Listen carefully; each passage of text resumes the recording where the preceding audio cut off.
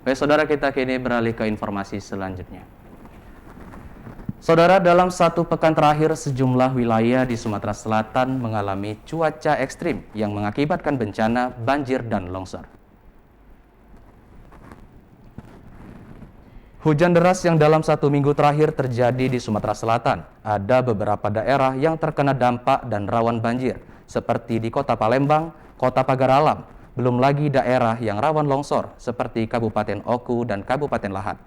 Dengan intensitas hujan yang terjadi secara tiba-tiba, berpotensi mengakibatkan bencana banjir dan longsor. Masyarakat yang berada di wilayah rawan bencana banjir dan longsor diminta untuk selalu waspada.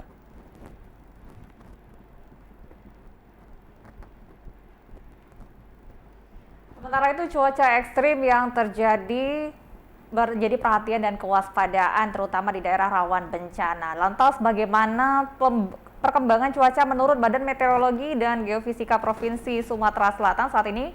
Kami sudah terhubung dengan Prakirawan BMKG Sumsel Bapak Zubaidi Fanani. Selamat petang Pak Zubaidi. Iya, Pak Zubaidi, dari pantauan BMKG sendiri, wilayah mana saja yang akan mengalami hujan ekstrim secara tiba-tiba, Pak Zubaidi? Selamat petang, Mbak. Baik, terima kasih. Memang dalam beberapa hari ke depan, yaitu sampai tanggal 10, potensi cuaca ekstrim di wilayah Sumatera Selatan perlu menjadi kewaspadaan bagi masyarakat Sumatera Selatan, terutama di wilayah bagian tengah, yaitu di Muara Enim, Prabu Mulih, dan Bali, serta di wilayah selatan, yaitu di wilayah Okuraya, serta di wilayah barat, yaitu di wilayah Lahat, Pagar Alam, Empat Lawang, Lubuk Linggau, Musirawas, dan Musirawas Utara. Begitu, Mbak. Baik, Pak, sejauh ini apa yang menjadi penyebab dari cuaca ekstrim ini, Pak?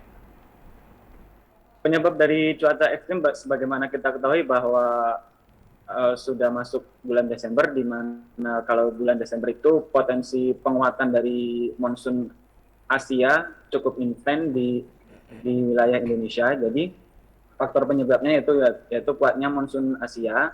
Terus ditambah lagi ada beberapa faktor regional yang beberapa hari ke depan kami pantau, yaitu adanya gelombang Equatorial Rossby, di mana gelombang Equatorial Rossby itu merupakan gangguan cuaca skala regional yang bisa memberikan dampak, yaitu peningkatan curah hujan atau cuaca ekstrim di wilayah yang dilewatinya. Jadi di gelombang Equatorial Rossby itu terpantau masuk ke wilayah Sumatera bagian selatan, terutama juga Sumatera Selatan, dan ditambah lagi bagaimana faktor lokal di wilayah Sumatera Selatan yang cukup kuat, yaitu antara di sebelah barat pegunungan dan di bagian tengah dan timur merupakan daerah dengan potensi sungai dan rawa-rawa yang cukup besar, sehingga potensi untuk penguapan atau pertumbuhan awan, terutama awan konvektif, cukup tinggi. Begitu, Mas. Baik. Pak, bagaimana himbauan dari BMKG sendiri untuk antisipasi cuaca ekstrim kepada masyarakat, himbauannya, Pak? Baik, jadi terkait cuaca ekstrim, masyarakat tidak perlu khawatir atau waspada berlebihan. Jadi kami menghimbau yaitu yang sangat penting, yaitu pertama membersihkan saluran air, terutama apabila saluran air atau drainasenya tidak lancar akan menghambat jalannya air.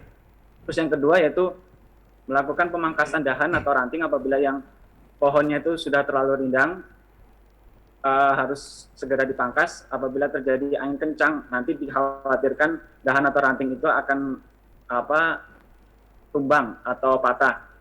Terus yang ketiga yaitu apabila terjadi hujan lebat, kami menghimbau masyarakat terutama di daerah aliran sungai untuk memperhatikan kondisi kenaikan dari permukaan air sungai, karena pada saat terjadi hujan lebat yang dikhawatirkan yaitu luapan angin sungai. Dan untuk masyarakat yang di daerah dataran tinggi perlu mengecek istilahnya ke kondisi tanah di sekitarnya, karena dikhawatirkan pada saat terjadi hujan dengan intensitas lebat terjadi tanah longsor. Dan yang terakhir yaitu tidak henti-hentinya kami untuk selalu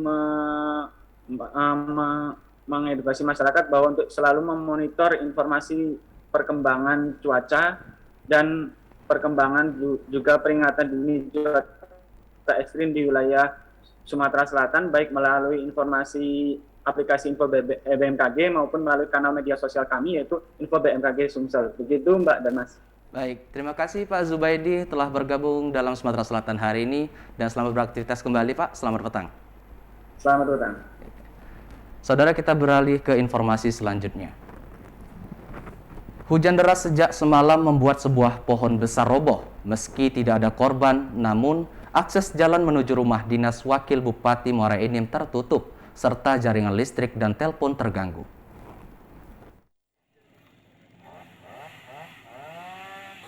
Tim BPBD bersama TNI Polri dan masyarakat berjibaku melakukan pemotongan dan mengevakuasi pohon jenis sengon yang menutup akses jalan serta merusak jaringan listrik dan sambungan telepon.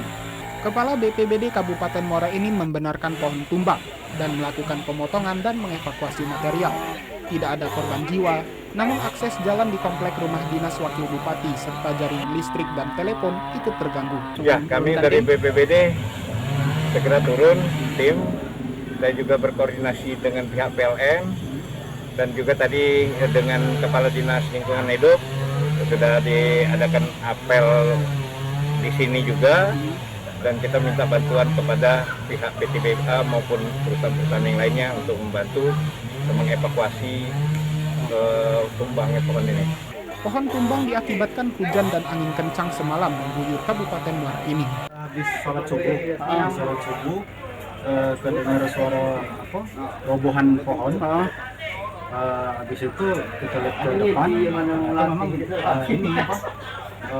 pohon besar itu robohnya ke arah sini. Pihak BPBD menghimbau warga berhati-hati terhadap pohon besar, mengingat kondisi cuaca ekstrim. Dari Kabupaten Muara Enim, Pak Badri, TVRI Sumsel melaporkan. Saudara, Kabupaten Pelawang juga berpotensi rawan banjir. Dan untuk mengetahui kondisi di Empalawang, saat ini kami sudah terhubung dengan reporter TVRI Sumatera Selatan, Diah Anggraini. Dia, selamat petang. Silakan dengan laporan Anda. Ya baik, selamat petang Nanda, saudara.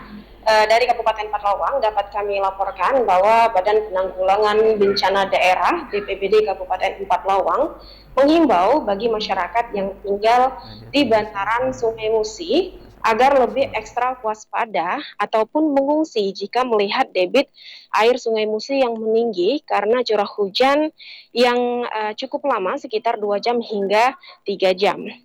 Berdasarkan perakiraan dari Badan Meteorologi, Klimatologi, dan Geofisika bahwa untuk bulan Desember 2021 ini curah hujan di Kabupaten Pelawang akan berbeda dari bulan-bulan sebelumnya, yaitu curah hujan yang cukup tinggi sehingga dapat diprediksi terjadinya banjir, angin kencang maupun tanah longsor. Diketahui ada 7 kecamatan yang memiliki potensi terjadinya banjir dan juga tanah longsor, yaitu di Kecamatan Talang Padang, lalu juga Kecamatan Paiker, Kecamatan Tebing Tinggi, Ulu Musi, lalu Sikap Dalam, Pendopo, Kecamatan Pendopo Barat, dan Kecamatan Talang Padang. Berikut kutipan wawancara bersama Kepala Badan Penanggulangan Bencana Daerah BPBD Pelawang, Syahrial Podre. Kabupaten Pelawang sepanjang tahun ini katakanlah tidak dilanda musim kemarau. Jadi walaupun bulan-bulan Juni, Juli, Agustus, September itu curah hujan masih turun dengan batas normal. Nah, konon kabarnya katanya bahwa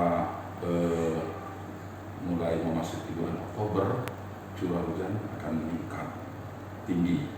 Jadi dalam situasi begini saya mengimbau pada masyarakat Kabupaten Pelawang tetap waspada, apalagi yang berdiam ataupun berumah di pinggir bantaran sungai, terutama Sungai Musi dan Sungai Air Keruh di Pasma Air Keruh.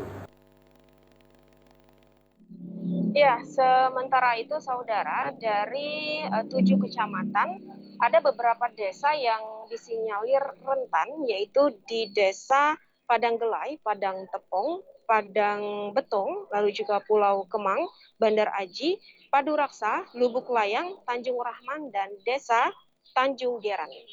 Demikian laporan kami langsung dari Kabupaten Pelawang, Diah Anggraini melaporkan. Baik Dia, terima kasih atas laporan Anda dan selamat beraktivitas kembali.